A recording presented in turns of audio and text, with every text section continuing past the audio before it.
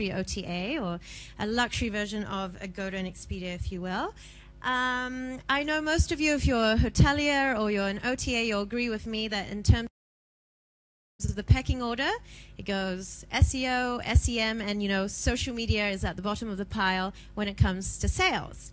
However, we've researched our data internally, and we found that actually social media, you might have someone sign up the first time, and they'll come back again through organic, and they'll come back again maybe through an AdWord, and then they will book. So in terms of the return on social media, I think it's more of a long-term kind of play. But for us, it's been very effective. So I just launched this company in July 2012, and back then we had raised only $200,000 US, which was to last me a year, which isn't a lot when you spread it across. And I had maybe 1,000 Sing dollars to spend on marketing, right? So we're a bit of a budget. So I chose to invest in social media. Hang on. Okay, that's not me. But those are one of our influencers. And someone said this to me years ago, where the consumer goes, business must follow. So I always find it very interesting when, companies or brands say to me like, oh, we don't need to be on social media. We're doing print, or we're doing TV and so forth. We're doing AdWords. Well, times have changed. I don't know if you're like me, but I wake up every morning, I check my Facebook, I check my Instagram, and I check my email. So we're spending most of our time there. That's where we should be. Now, although the internet has been great, I think a big problem that's come from it is there's just too much information. That's a snapshot of my browser on a good day with about 20 tabs open. So with too much information, you've created a society which is very much about now. We don't want to read anymore. We don't want you to tell us a long story. We just want the points. Now, the problem with that is, if you're a hotel, if you're an OTA, and so forth, you've got a lot of people to compete with to try and get attention. So this is our website, Luxe Nomad. So one thing we did was when I launched the company, I thought, how can we kind of be different from our competitors, or like Jet Setter and Mr. and Mrs. Smith? And we used celebrities and influencers. So these guys went to stay at our partner hotels, review it, and then paste their reports to their Instagram. So you can see there's this girl, Arisa Cho, who's like an heiress, and she married a very famous singer in Taiwan. And she has about 200,000 followers. So she'll post pictures, tag us, hashtag us. And you can argue, look, we do luxury. Honestly speaking, our market might be the age group about 30 to 50. But in 5 years' time, all the people who are on Instagram, they're going to be around that age. So I see social media as an investment in the future.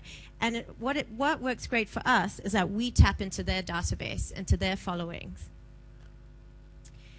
So a year ago on Instagram, Luxe Nomad only had 500 followers. Today we have 41,000. And I did not buy any fans, right? So that has come from a lot of hard work and partnerships. And I do think, I work with a lot of magazines, and I still think traditional media is important in terms of your branding and recognition. But there is no other channel or avenue today where you can speak to your following for free on a daily basis. So one of the things we did were viral competitions. So I see a lot of people start to do competitions where they're like, where's this hotel, or can you find, I don't know, the cat in the picture and so forth. But I'm a really big fan of virality. So one great app is OfferPop, and you can run a referral app there where if people want to enter your competition and win, they have to invite 5 friends. So when we started our Facebook fan page, I think we got 1,000 likes in the first week from this app. So again, Instagram, you can't measure it, but Instagram is huge when it comes to travel. I did a survey of one of our flash sales, and 30% of people who booked found out about the sale through Instagram. So I see a lot of travel brands are still not strong on Instagram yet, but I think it's eclipsing Facebook. So again, Facebook, people check 14 times a day. Instagram, maybe spend 257 minutes in a month. Again, it's free, it's there. That's what you should be investing in. So how do you build your brand? I think a lot of it is like what Stephen touched on. You've got to be personable. You have to have a tonality, and you have to update it regularly. You can't do it like once a week, and you can't just use an intern and give it to them and expect them to figure how to do it. I've got 2 juniors who handle our social media channels, and I used to train them personally until they really hit the nail on the head.